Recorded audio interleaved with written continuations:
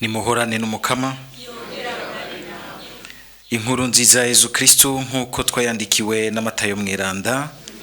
Azumukama. Muri irya minsi Yezu yabariye abigishwa biwe ati, mu gusenga ntimuvuge menshi nk'abapagani bibwira ko bumvigwa iyo bagwije amajambo. Ntimugire nkabo, kuko so wanyu azi ivyo mukeneye mutarigera mubimusaba. Mweho murasaba mutya: Dawe wa twese uri mu ijuru, izina ryawe rininahazwe, ubwami bwawe nibuze, ivyo ushaka bigirwe ku isi nko mu ijuru. Uduhe ivyo kurya bidukwiye umunsi, uturekurire ibicumuro vyacu nk'uko natwe tubirekuriye ababitugiriye. Ntudutererane ibitwosha nabi, yamara udukiza kabi. Nkako niwagirira ikigongwe abandi, so wanyu wo mu ijuru azokikugirira. Ariko nutakibagirira, na so wawe ntazokurekurira ibicumuro vyawe. Dushimagize iyi nkuru nziza ya Kristo.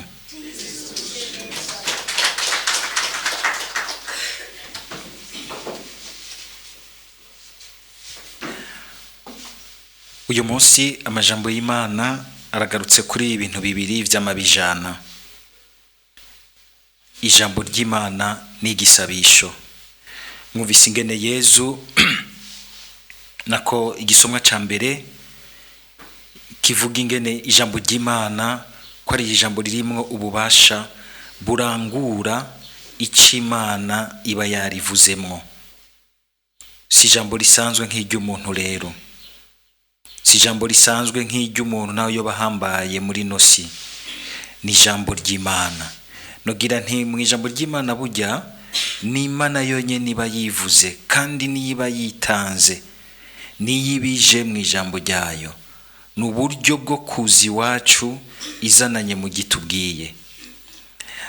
Ariko ijambo ry'Imana kugira ngo turyakire nk'ijambo rishika mu mutima, nuko turyakira nk'abariko barasenga, abariko barayaga n'uwo bumva ko ari ngaho afise presence. Kuko turashobora gusoma ijambo ry'Imana nka kujya dusoma ikinyamakuru, ukabona umengo uri kuyaga gusa n'ivyabaye, mugabo ntiwumve yuko hari muri muko murayaga, kandi ko ikiyago ciwe hari ico kivuga mu mutima wawe no mu buzima bwawe. Ijambo ry'Imana ntiturisoma nka kurya dusoma ibindi byose bisanzwe. Turisoma kandi nk'ijambo tubwiwe n'Imana.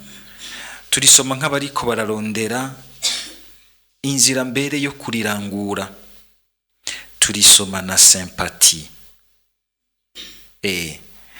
Turisomana nogira n'igihagararo c'umuntu yumva ari ryoherewe, ari nyotewe, kandi yumva ko yiteguriye gushira iyo rishize. Igihe cyose twugura igitabo cy'ijambo ry'Imana tugomba kurisoma, tugaheza tukarondera kurisoma, tutarisoma ngo tugisigurire mu vyifuzo twumva dufise muri twebwe, ibituryohera, ivyo twanka, abo twanka, abaturyohera, abadukunda, ibishika bituryohera canke twanka. Oya, ahubwo tukareka Imana nayo ikadutwara mu vyayo, mu biyiryohera, mu kungene yiyumviriye ubuzima bwacu, mu mugambi wayo, mu cidushakako. Tukarisoma nk'abarondeza inzira yayo ngo tuyigire inzira yacu. Nico gituma turisoma nk'abasenga. Ugusenga nako nukuvuga yuko ubwa mbere nuko umuntu aba yivuye ko akerekeza ubuzima bwiwe ku Mana. Bisanzwe iyo tuje gusenga nukuvuga turavuye ku vyacu, turashaka kwerekera ku Mana, turashaka kumva Imana yoba mu vyacu ikamanuka iwacu, ariko natwe tukaduga iwayo. Uja ku Mana araduga, kuko wamusanga umenga Imana iradutwara ahantu tutarashika. ariko kandi kuko izi yuko kuduga iwayo hatugora, iramanuka iwacu ikamanukana mu ijambo ryayo kugira ngo ritubere ubushobozi n'umuco bidufasha muri urwo rugendo rwo kuduga tugana aho Imana iri, icyo Imana ishaka. Ngira ngo mwumvirije iki gisabisho ca Dawa twese, hariho ibintu bibiri bidufasha kugira ngo dusenge Imana tuyage nayo mu ijambo ryayo. Mwavyumvise ibintu bibiri bisa n'ibikikuje iki gisabisho ca Dawa twese. Ubwa mbere ugusenga twizigiye Imana, la confiance. Yeza akagira ati reka gusenga nk'abapagani, reka kwibaza yuko Imana muyikondoza ibisabisho byinshi. Ko muyikondoza ukwisonzesha gukaze, mbere ko munayikondoza ibikorwa byiza. Oya, Imana ni Imana, irafise ubwenge buturengeye na kure. Kujya ivuga ngo uku ijuru riri kure y'isi, ngo niko n'ivyumviro vyanje biri kure y'ivyumviro vyanyu. Ni Imana y'ubwenge buhejeje, kwama twumva yuko ahubwo itumenyera vyose. Nibidushikira mbere bitubabaza, nta kiba cayiciyemo. Yesu arahanavuga mbere ati ngo n'umushatsi wanyu uri ku giharuro. Kuba muri uko kwizigira Imana, ndibuka muri iyo misi hitiye y'amagume yarakaze, hariho umuntu yigeze gufatwa n'abantu, baramufata bamudedaguza cyane bagomba kumusaba ngo ahamagare undi mugenzi we bashaka bamunyuruze. Murazi ko ari abantu bagiye baranyuruzwa, naharabagira bati ntacabaye, bireke biriho ko biri mu mitima yacu, biri mu bikomere by'ubuzima bwacu. Mu kubivuga si ngomba kuzura kaboze, ari uko no kugira ngo tubikuraho ubwo mwicigwa. Haro benshi utangiye kuvuga gutya baca bibaza ngo tugomba kuvuga politiki y'abapoliticiens ika nibagumye. Ariko hariho ikintu Imana ibitwigishijemo. Baramufata baramudwega bati muhamagare, nawe aranga kubahamagara, aranga kumuhamagara. Baramudwega gose bati ntuzi ko twokwica. Hari jambo yabishuye ati Imana itategetse ko ntaha ntimushobora kunkorako. Ubwo bukomezi mwibaza ko abukura ko tweye gusaba pfa kukubwira bati ngabo barashitse,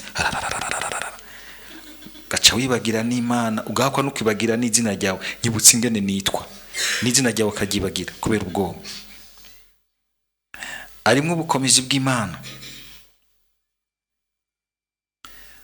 Turakwica, Imana itategetse nimunkorako. Ntimushobora kunkuraho. Sinzi ingene bagiye ku ruhande bariko baravuga nico bamukoza, hacahazamwe akantu hagati yabo, batangura guharira, bo nyene batangura kugwana, aca ari inyororombera arigira. Ntimushobora kumwica, Imana itategetse.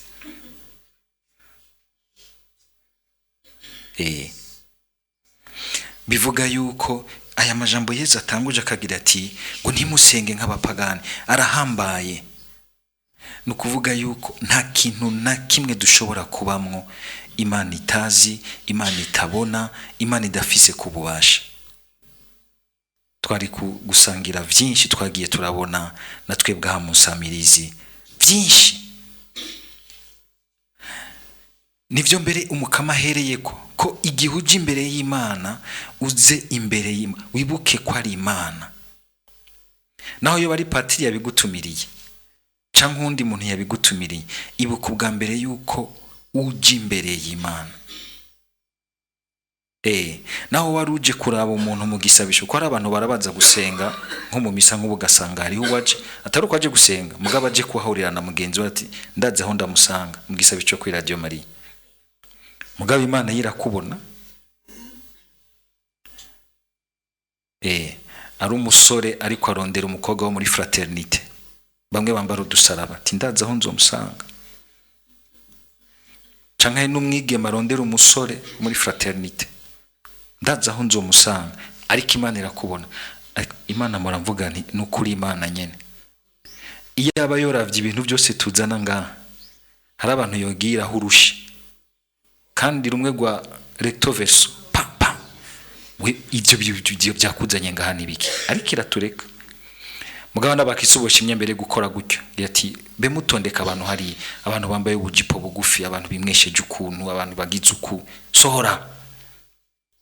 Mana twese iratureka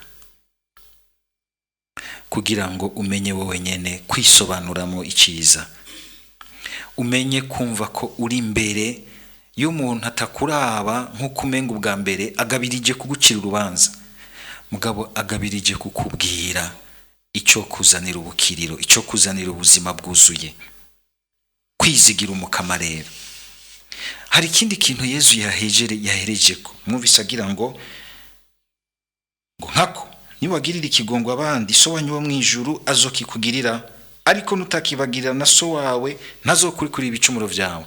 Sishimye guca ninjira gose mwiso ca dawa twese kubera umwanya muto tugira wo gusenga hano, tuza turabizirikana ku nsamizo dufise akanya, ariko nagomba ngaruke kuri iri jambo kuko biri mu bintu bituma igisabisho cacu gikomera, kikadukomeza kandi kikanyaruka kumvirwa ku Mana.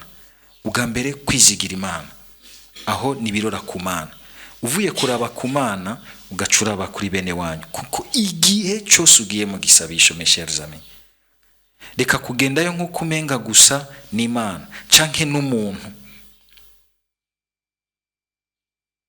Tugire Kristo. Haro muhadusabire natwe g'abapatiri ko ari gihe tuza mu gisabisho turaba mwebwe abo tuje gusengesha, mugabo ugasanga ntitwibutse Imana kuko twumva yuko turi mu kibanza c'Imana, turiko turaserura Imana, umenga ntituyumva, umenga tukumva mwebwe. Ndabigire ku buryo bibaduza mugabo utaduze, murabibona? Nk'uko n'igisabisho ca dawa twese sinzi ko mwacumvise kirimwo parti itudugana ku Mana. Dawa twese uri mwijuru, izina ryawe rinahazwe, ubwami bwawe bukwire hose, ivyo ushaka bigirwe kwisi nko mwijuru. Parti ya kabiri ituroresha ku muntu, uduha ivyo kurya bidukwiye uyu munsi, urabizi tutaronse nidushaka gukura umunwa ngo tuvuge ngo dusenge, uturekurire ibicumuro vyacu y'amahorasyo yacu, ntudutererane ibitwosha nabi, inyoshambi zo mu buzima bwa misi yose, ngo yamara udukiza umubi, udukiza kabi. Ikindi gice kirora ku muntu, igihe cyose tuza gusenga tuza twiroresha ku Mana, ariko kandi tukazana ku Mana n'ibitugize hamwe n'abandi. Imana ikagira iti muri ibyo bikugize hamwe n'abandi itwararike, imenyereze kumera nk'ukomeze, ube umunyembabazi, umunyakigongwe. Nukuvuga iki? Umunyembabazi umunyakigongwe si umuntu umenga akantu gakomye kose ndakugiriye ikigongwe, mbabarira. Mbere abakristo barazi yuko mukunda gutanga ikigongwe, barabadutwenga ngo nimugene uko ngo kuri abantu babaha ibigongwe vyoroshe ngaho, ngo nkurira ngo je ngo nta bigongwe, ngo nta santima. Ubwa mbere si ibyo sama santima, oya. Ubwa mbere gutanga ikigongwe nukuzibira ikibi ngo nikibandanye conona mu buzima bw'abantu, nugukinga, nukwanka kwikibi kibandanya, ukereka umuntu yuko buginga gihumeka ashobora kuva mu iciza, ashobora kuva mu wizigiye yuko kwa gihumeka kw'Imana ishimye ko abandanya humeka, nuko imufise ku mwizero. Kwizigira umuntu gushika ku mwanya wiwe wa nyuma, ukamubera akajya kugushobora kuvamwe ikindi kintu ciza, kuvamwe umuntu Imana ishaka, kutamuheberanira ivyo bavyamusibanganije naho vyo babisa gute. Kagira uti nzoguma nizigiye kubwiwe, nzoguma nteramye imbere y'Imana, nzosaba Imana ingumize hafi yiwe mu gihagararo ciza nshakamwo, kugira ngo nawe azamuke ashobore kuza tuvugire hamwe tuti dawe wa twese. Dusabire umukama kugira ngo twame tuzirikana ijambo ry'Imana nk'abasenga, ariko kandi n'igisabisho cacu came kirangukira mu majambo y'Imana, kidutwa gihere mu majambo y'Imana, tukibemwo nk'abari kumwe bariko barayaga n'Imana, kandi tugisozere nk'abagiye koko batwikiriwe n'amajambo y'Imana, nk'abatwaye Imana mu majambo yayo mu buzima bwacu. Amen.